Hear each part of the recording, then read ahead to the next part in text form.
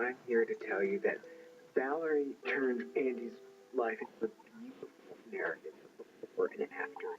Just the ghostly precision with which she cleaves his life to real Andy and posthumous Andy, any way you want to look at it. She makes vivid and actual all the scars that were already present, the holes, the punctures, every issue in Andy's life and art.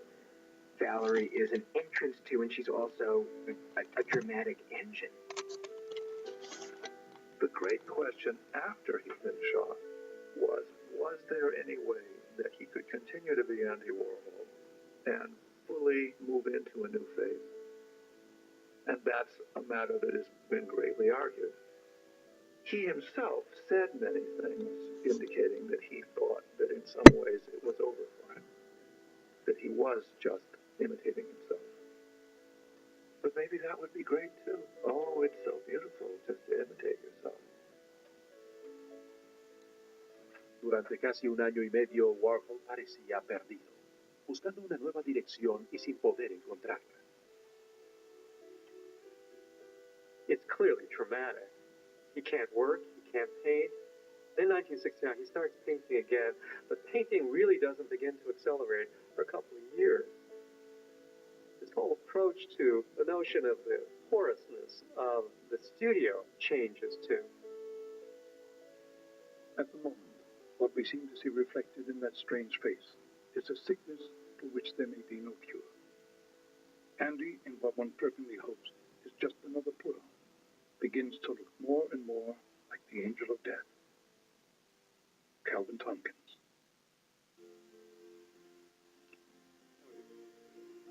Y luego, notablemente, poco a poco comenzó a encontrar su rumbo, en parte por necesidad, en parte solo por instinto.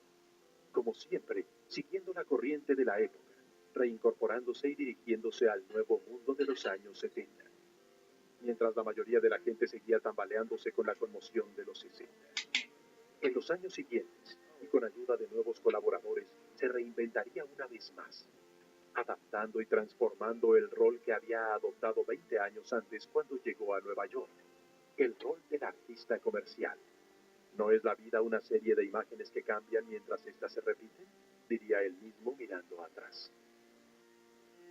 I started as a commercial artist, and I wanted to finish as a business artist. During the hippie era, people put down the idea of business. They'd say money is bad, and working is bad. But making money is art, and working is art, and good business is the best art. Really, Fred Hughes and Paul Morrison together really turned Andy into a business. Fred turned the art business into a business, and Paul, made the movies into a business. And we were expected to keep fairly regular hours, not take drugs on the job. We saw this 60s factory as the enemy. They were the people we had to keep out, the drag queens and the speed freaks. Fred Hughes, Vincent Fremont, Pat Hackett, Jed Johnson, myself, Glenn O'Brien. We were kind of mostly from middle-class families. We had college education. And Andy would sometimes say, gee, you kids are so boring. I really miss those drag queens. And speed freaks, they had so many more. They had ideas every minute. We say, well, if you want ideas every minute, you want to get shot again, fire us and bring them back. En toda la efervescencia artística, los experimentos de los 60 jamás produjeron muchas ganancias. Todo eso empezó a cambiar en 1970, cuando Fred Hughes introdujo una estrategia a largo plazo para aumentar los ingresos y poner la carrera artística de Warhol sobre una base empresarial sólida. Comenzó revisando las pinturas de arte pop no vendidas de Warhol, aprovechando el dramático incremento de precio que hubo después del atentado. Mientras el valor de su trabajo se elevaba, Hughes animaba a Warhol a volver a pintar, no solo para explotar el creciente interés en sus obras de arte pop, sino también para que creara retratos en serigrafía de mecenas adinerados, a cambio de generosas comisiones. Hughes fue instrumental en su consolidación. En la década siguiente, los retratos de la sociedad de Warhol, a menudo ridiculizados como una traición al arte, se convertían en el pilar de las crecientes fortunas financieras de la Factory y en la pieza central de un emporio empresarial en expansión, que finalmente sería impulsado en una docena de direcciones distintas. The idea of it It's a perfect model for sort of late 90s business. Horizontal, perpetual diversification. Today we're making a movie, tomorrow we're making a record, then we're starting a magazine, then we're doing this. The magazine supports the movies, the movie stars support the magazine, the portraits finance everything. And so basically Andy institutionalized himself.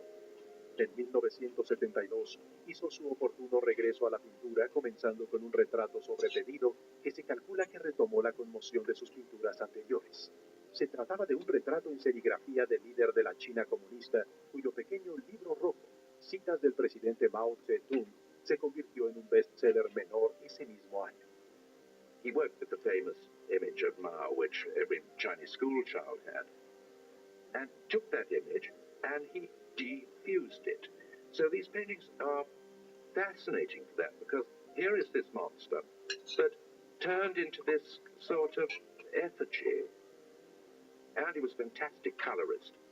And I think the Maos are particularly good in that respect. They've held up incredibly well. I think that the big ones are great, monumental, and have an overwhelming sense of scale. And the little ones are also very intense. They have extraordinary intensity.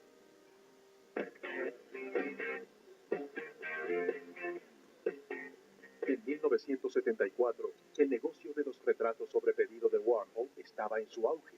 Cobraba $25,000 por cada lienzo original de 1 metro por 1 metro, con grandes descuentos por volumen si el cliente ordenaba múltiples copias de la pintura. Solo en ese año obtuvo más de $1 millón por las órdenes de trabajo. They changed the face of portraiture. When he had this Polaroid with this hugely long lens, and he'd take a few Polaroids of you, and then, whatever it was, 2 or 3 weeks later, these magical images appeared. They turn the sitter into a star. And I think that's what Andy liked doing. I think he said everybody could be a star for 5 minutes or whatever it was, and I think that's what most portraits are about, in a way.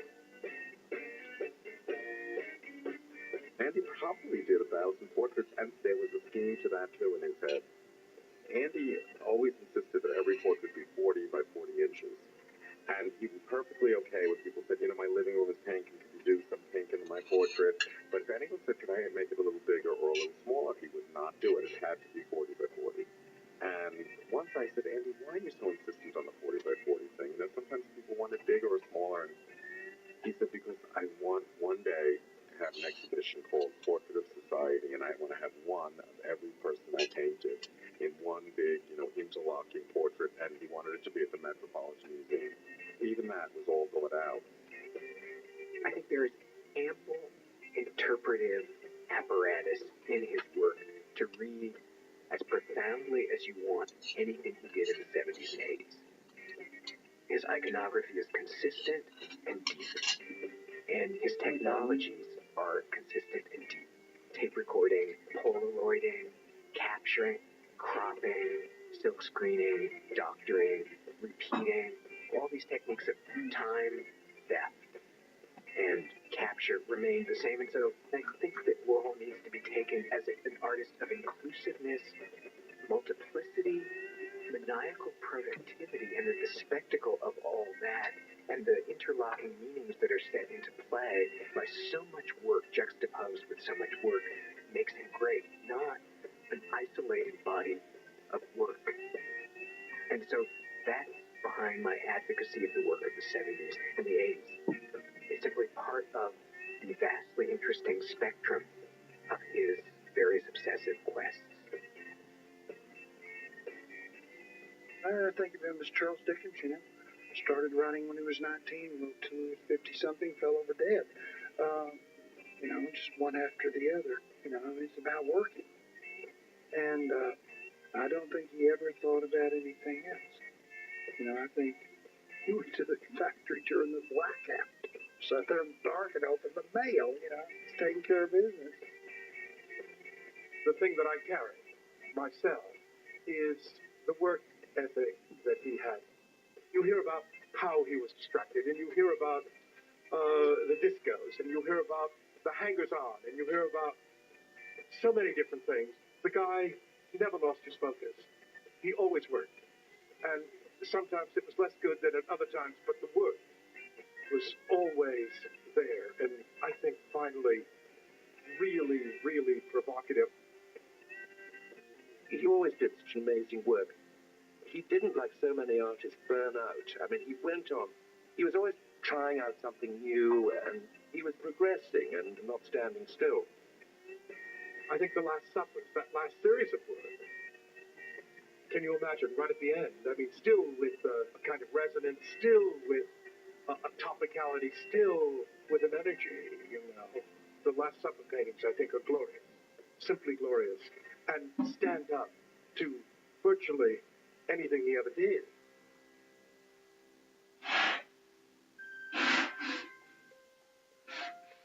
Trust Andy, of course, not to use for The Last Supper the Leonardo or a photograph of Leonardo in Milan, but to buy a really cheap three-dimensional kind of version of it, of the tackiest kind, and use that as his image. And I think he did it brilliantly. I think Andy must have felt some sense of doom, of foreboding, because it's so curious that this came just before he died. What did he die of? Andy was in New York Hospital for a gallbladder operation, which was necessary. Andy was in denial about the pain he was having from his gallbladder in the last days of his life, because he did not want to go to a hospital. He always said, if I go to a hospital again, I'll die. But when it got so painful, he finally agreed with all of the friends that he should go in, and they did let him die. And it wasn't because of the gallbladder, it was because of negligence. He was basically overhydrated. They didn't watch the intake of fluids. So he basically died because of too much fluid. He'd slowly drown in the middle of the night. He didn't want to go in, and he knew he shouldn't go in, because they almost let him die last time, but this time they did let him die.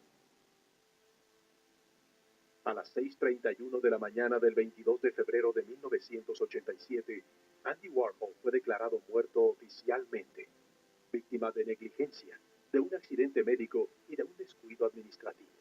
Tenía 58 años. Dying is the most embarrassing thing that can ever happen to you, because someone's got to take care of all your details. You've died, and someone's got to take care of the body, make the funeral arrangements, pick out the casket and the service, and the cemetery, and the clothes for you to wear, and get someone to style you and do the makeup. You'd like to help them, and most of all, you'd like to do the whole thing yourself, but you're dead, so you can't. Here you spent your whole life trying to make enough money to take care of yourself so you won't bother anybody else with your problems. And then you wind up dumping the biggest problem ever in somebody else's lap. It's a shame. I never understood why when you died, you didn't just vanish and everything could just keep going the way it was. Only you just wouldn't be there.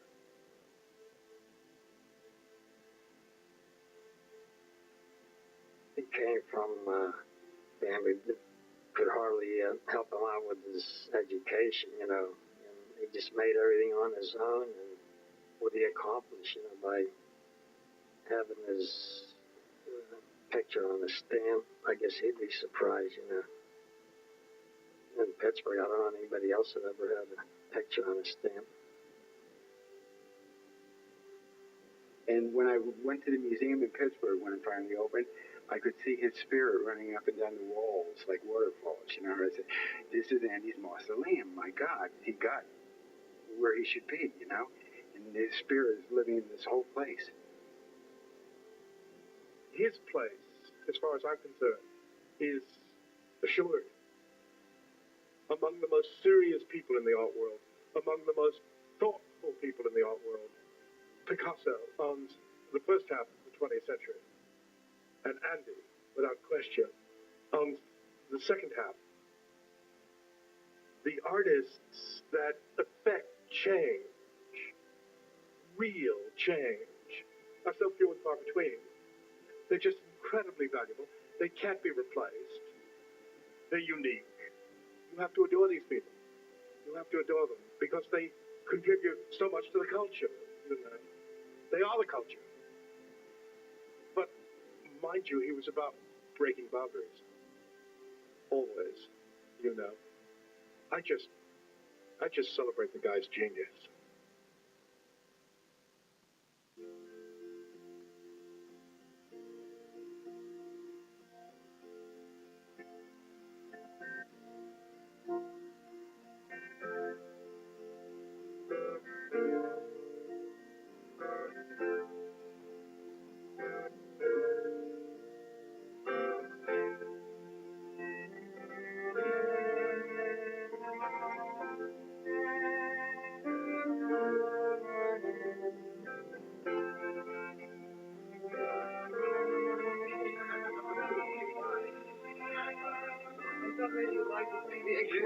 Oh, I do. Yeah, I really want to see this. Can I really see the aquarium? Yeah, that's what I want to see. It's doing it right now. Wow. Right. It's like spontaneous. Oh. No. No. Can I really see the camera now? Look.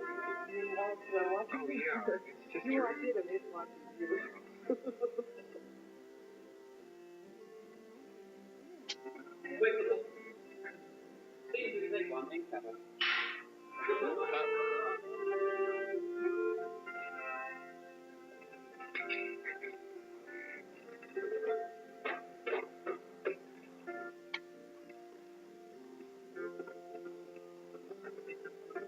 Alright. So, down in that box down there. Now, Susan, smile.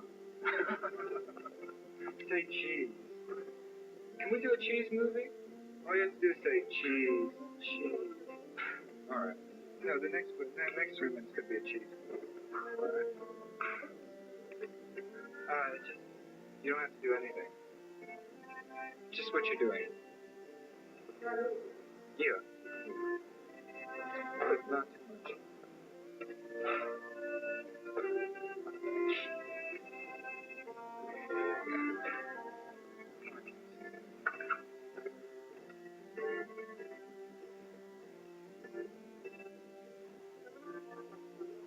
Oh, yeah.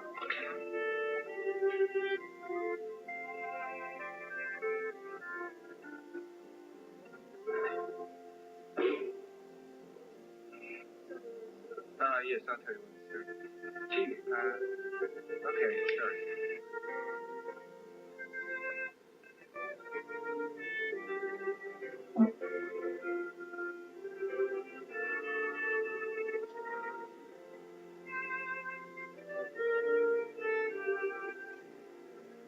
God, this is so glamorous.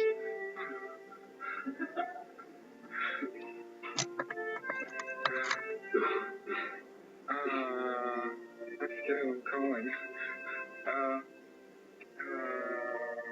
Libby? Did you really say that everybody's going to be famous for 15 minutes? Well, I think everybody is. You didn't say that. You told me one time you didn't say that, actually. No, I was just being funny. No, I said every 15 minutes someone will be famous, or every 15 people will be famous in every 15 minutes. Were you sort of surprised how that has become a part of the lexicon? Oh, yeah, I know. I can't understand it. I thought O'Reilly would be. Did you ever think that you would grow up to be Andy Warhol? No. What did you think you were going to be when you were a baby? Actually, I wanted really to be a tap dancer, and I should have stuck with it. So great. Narrado en español por José Luis Palomera de la Red, con la colaboración de Eduardo Flores y Verónica Amezcua.